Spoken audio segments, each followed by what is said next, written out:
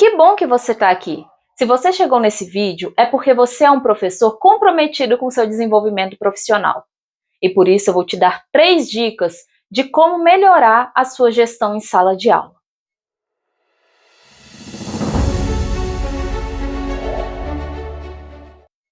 A primeira delas é: deixe claro as regras da sua sala. Na segunda dica, o seu sim deve ser um sim e o seu não deve ser um não.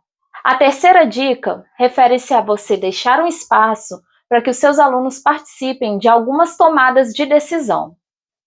Bom, antes de explicar o porquê de cada uma dessas dicas, eu vou pedir para que você dê o seu like e que você se inscreva no canal para receber mais conteúdos. Por que essas regras são importantes? Bom, primeiro eu preciso dizer que eu aprendi na prática sobre o funcionamento delas.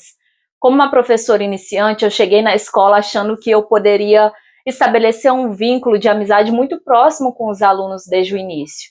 Então eu descobri que, apesar da aparência de necessidade que eles tinham de querer ter um professor que fosse amigo, na verdade o que eles queriam era um professor que fosse o professor, o adulto responsável da relação. E foi assim que eu percebi a importância dessas dicas. A questão da primeira regra, sobre você mostrar o que deve ser feito ou não na sua sala de aula, parte da ideia de que você não pode pressupor que os seus alunos saibam o que você espera deles, por mais que seja muito óbvio na sua cabeça. Por exemplo, eu sou professora de história, então eu pressuponho que os meus alunos saibam que nas aulas de história eles precisam ter material em sala. Mas não, eles não pressupõem isso. Então eu preciso deixar claro para eles que nas minhas aulas eles precisam estar com material em sala. Geralmente eu não coloco regras na minha sala além das regras escolares, mas eu enfatizo com eles quais são essas regras e o que acontece caso eles não sigam elas. E aí vem a segunda dica, que é o meu sim ser sim e o meu não ser não. Uma vez estabelecidas as regras e os combinados, o que eu disser que precisa ser feito. Eu não posso ficar deixando passar.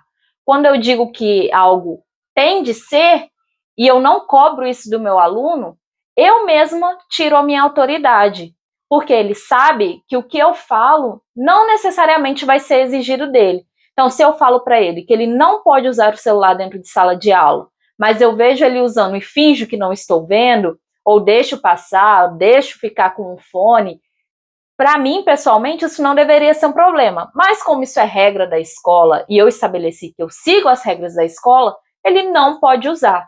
Então, é muito importante que o seu aluno tenha certeza que o que você fala é realmente o que você faz. E a terceira dica, que diz respeito à participação dos alunos na tomada de decisão, isso é muito importante, porque eu não sei se você se lembra como era ser aluno, mas do que eu me lembro é entrar na escola, sentar, escutar, fazer as atividades e ir para casa. Eu não tinha autonomia para tomar nenhuma decisão. Já era tudo decidido de fora por outra pessoa para mim. Então, o que eu faço, por exemplo, a partir do segundo trimestre, porque eu considero o primeiro um grande período de adaptação, mas a partir do segundo, eu escolho, por exemplo, 2 atividades avaliativas que eu vou avaliar eles da forma que eu acho melhor. Eu deixo que pelo menos uma das atividades avaliativas seja escolhida pelos alunos. Então, eles têm opção de não ser avaliados? Não, porque se eu desse essa opção para eles, provavelmente eles escolheriam essa. Então, o que não é negociável? Ser avaliado não é negociável, mas a forma como ele vai ser avaliado, eu posso negociar?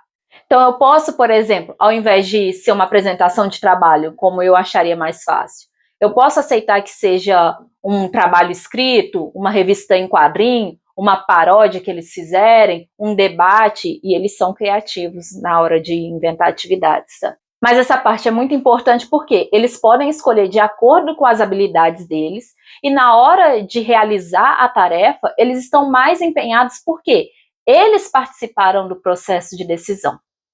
Enfim, é importante dizer que apesar de você seguir todas essas 3 dicas, é muito difícil que a gente alcance 100% dos alunos e que você não deve se culpar por isso. Tem coisas que na nossa função como professor estão além da nossa capacidade, Muitos de nós ficamos tão pouco tempo com esses alunos dentro de sala que não é o suficiente para que a gente traga eles para mais perto de nós. Mas a questão dos alunos que estão sem muitas perspectivas de futuro, a gente vai trabalhar em um outro vídeo. Por último, eu queria trazer uma dica bônus para vocês. Essa questão, essas dicas em geral, elas não podem ficar no campo do teórico. O que eu quero dizer com isso?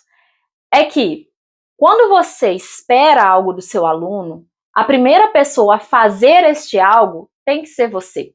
Então, se eu não quero que o meu aluno chegue atrasado nas minhas aulas, eu não posso chegar atrasado.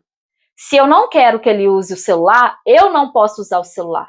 Se eu não quero que ele grite, eu também não posso gritar. Então, além de falar, de deixar claro as regras da sala, eu preciso me incluir nessa sala e ser a primeira a adotar esses comportamentos. Aliás, é sobre isso que se trata a educação positiva. Não tem nada disso de deixar a criança e adolescente fazer o que eles quiserem, ou então ficar usando ferramentas para conduzir o comportamento deles. A educação positiva vai dizer que a criança e o adolescente, apesar de serem mais novos que a gente, eles precisam ser tratados com respeito, assim como nós. Qual que é o problema disso? É que a ideia de respeito é muito vaga. Então, por exemplo, você não gosta que falem palavrão dentro da sua sala. O aluno cresceu num ambiente onde palavrão é bom dia. Então, o que você precisa fazer? Você precisa ensinar para esse aluno o que você considera respeito, através do seu exemplo. Então, na educação positiva, a gente não só fala o que a gente espera do aluno, a gente mostra para ele. Então, nosso comportamento se torna o modelo que ele precisa seguir. Enfim, se você quiser saber mais sobre como transformar a sua gestão em sala de aula, eu escrevi um e-book contando sobre como eu consegui adaptar a filosofia da educação positiva para a realidade da sala de aula tradicional e como isso melhorou as minhas práticas docentes.